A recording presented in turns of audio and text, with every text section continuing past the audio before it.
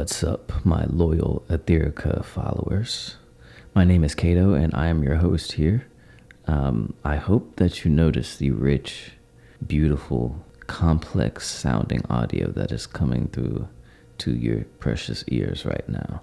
This audio is a little bit different than what you've seen in the first video. I apologize for any kind of audio issues or discrepancies that you notice. Please ignore it. I thought my settings and everything were dialed in, but apparently not. I do want to go over and show you how I have my audio set up today. For any of you who want to get audio that sounds like this or even better, or can kind of see what I'm working with, you can watch, follow along, like, and subscribe because I have a great Christmas show for you today. So let's go. Now, beautiful audio like this doesn't just fall in the hands of anybody. It's only given to the humble and, the beautiful. It takes courage to wield this kind of power, to kind of be better than everyone. It's not easy, but I can show you how, I guess. The most fundamental piece to my audio setup is the Rode Wireless Go 2. Now, this is my favorite wireless audio system that I've used yet. I've heard that DJI's is good. Having mine connected to these two kind of iPhone stands on the go mic, kind of like interview style setup. I have mine connected through a Rode VXLR hooked up to my Xenix 802, which is, I think, just a big preamp kind of audio mixer. I have that going straight into Logic Pro. And with this setup, I achieve, the best audio that I've had so far. My Xenix 802 going into a Focusrite Scarlett 2i2. So you are going to need this in order for this setup to work because the other single port Focusrite does not have the right kind of like guitar cable to go into it. Now my wireless Go 2 is connected into the Rode Video Mic Go, which I think has an excellent low range. The other thing that I love about the wireless Go 2 is that you can actually connect it to an iPhone. If you have the correct aux cord, which is like a 2-band on one side and 3 bands on the other for the aux cord, you can plug that into an iPhone with the correct adapter and get great audio that sounds very, very close to what you're hearing right now. It may be a little bit louder on the high end, but you can always fix that in post and it'll sound very close to this. The one benefit of that is that you actually get to record your audio separately. You can be like a lot farther away from the camera than if you had the wireless Go connected into the camera. You would kind of have to stay close to the camera within range to get the best audio, where if you have the wireless Go connected to your iPhone, you can just throw that in your pocket and kind of walk anywhere. As you can see with the phone in my pocket, it doesn't matter how close or how far you are.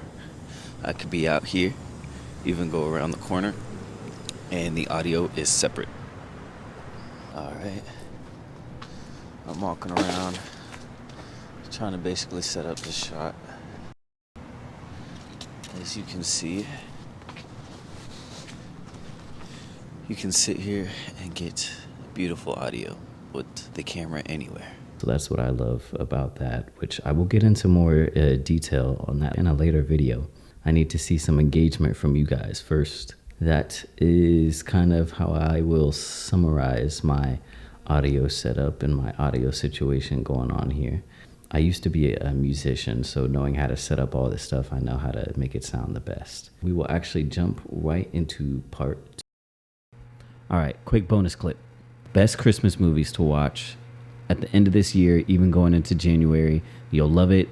As soon as it starts getting cold, starts snowing outside, cozy up, get some popcorns, get some hot chocolate, and watch these movies by the fire. I promise you, you won't regret it. Number 1 movie, Harry Potter 3. So this one is set during Christmas time. The director Alfonso Cuarón, I don't know how to say it. Alfonso Curry really brought to life the Wizarding World. He used camera tricks and great cinematography, and like used a lot of advanced camera moves and kind of portrayed the Harry Potter world in a lot darker way. But like I said, it was Christmas, it was cold, it was fucking, there was so much friendship going on in this gift giving. I love it. Watch it, please. The night bus I particularly loved in that movie too. So if y'all already watched it, you know what I'm talking about with that Jamaican bobblehead. Deadpool 2, great movie. Another one, How the Grinch Stole Christmas. This one is a classic. You have to watch this. If you haven't already watched this movie, you're missing out on a life you haven't lived. This one, Jim Carrey's best fucking work. It's basically a mean old green furry monster thing that lives in the mountains that is mad at everyone who's happy at the bottom of the mountain, who's celebrating Christmas and has family and all this when he doesn't have family and he was never really accepted. It'll hit you in the feels. So watch it. You'll love it.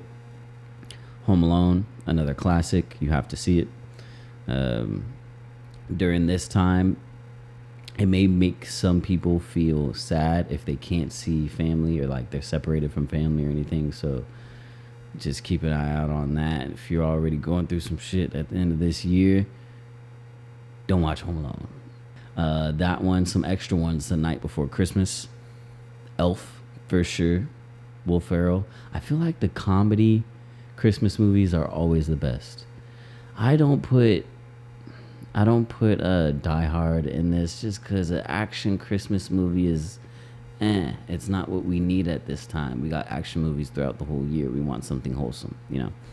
But anyway, Nightmare Before Christmas, another classic movie. Tim Burton needs to make his appearance back in the world. Nightmare Before Christmas, Charlie Brown Christmas. I'll leave you with that one, Charlie Brown Christmas. I'm not even going to tell you about the movie. I'm not even going to explain Charlie Brown. I just want you to watch it. Snoopy, see the dog, and everybody setting up the tree and everything on Christmas. You're going to love it. All right, Etherica out.